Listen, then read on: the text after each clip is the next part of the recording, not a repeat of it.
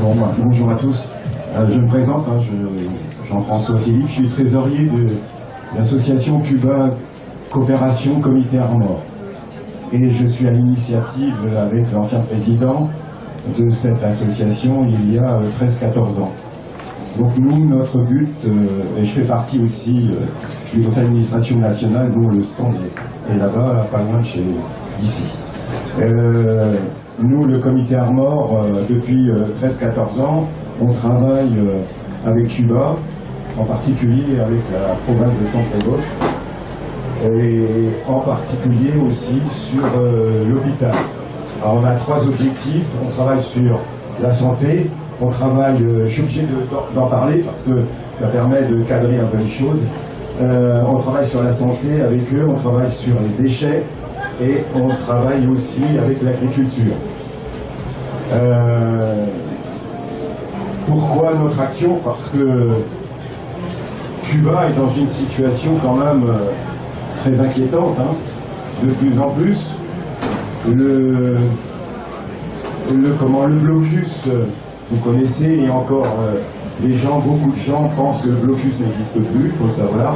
80% des gens, quand vous les interrogez, ah bon, Obama, et pourtant non, le blocus est toujours là. Et en même temps, vous avez Trump qui est passé et qui a comment dire, insisté pour que le blocus soit encore renforcé. Il y a 263 mesures qu'il a prises. Cuba aujourd'hui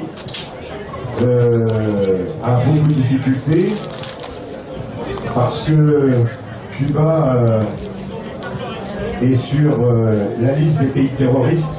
Il faut savoir ça. Pays terroristes, et ce sont les Américains toujours qui signent à chaque fois ce document. Il faut savoir que Cuba ne peut plus avoir les marchés financiers, ne peut plus travailler.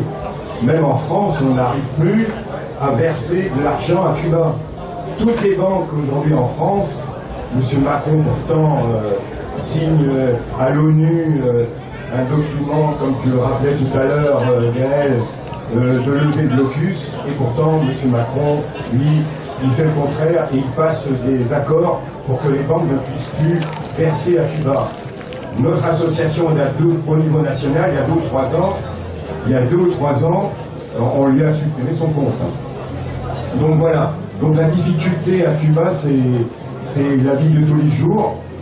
Et aujourd'hui, après le Covid, qui a été terrible pour eux, je reviens sur leur activité, c'est le tourisme.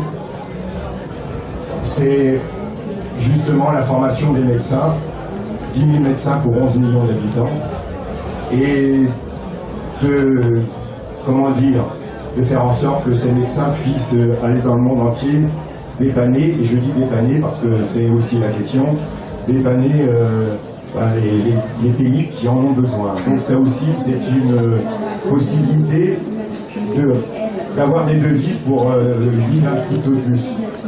Voilà, donc le comité s'est engagé avec Guingamp dans le collectif parce que nous avons beaucoup d'actions, en particulier sur le domaine de la santé à Centre-Égos. Et depuis qu'on existe, on a envoyé 1100 lits. Et actuellement, nous allons envoyer 2 conteneurs complets de lits et avec un camion frigo pour la coopérative de Davrius. Donc voilà, donc notre action aujourd'hui est d'accompagner ce mouvement, et je pense qu'il faut rassembler un maximum de personnes parce que c'est l'affaire de tous. Les soins, c'est indispensable et c'est pas normal ce qui se passe aujourd'hui. Notre santé est malade, on le voit, et je pense que le comité au niveau des Côtes d'Armor essaye d'accompagner aussi votre action et d'apporter les compétences quand même des médecins cubains, comme disait Gaël, aujourd'hui sont reconnus. Et je suis d'accord avec ce qui a été dit, c'est du provisoire, c'est notre politique de santé qui est à revoir tout simplement. Mais bon, si les médecins cubains pouvaient venir dépanner, il y a Ils sont prêts à le faire. Vous discutez avec l'ambassadeur, il est prêt à le faire. Il est prêt aussi à discuter avec les autorités françaises pour passer des accords. Alors, des accords qui sont sur 3, 4, 5 ans, voire plus, mais c'est possible aujourd'hui. Voilà.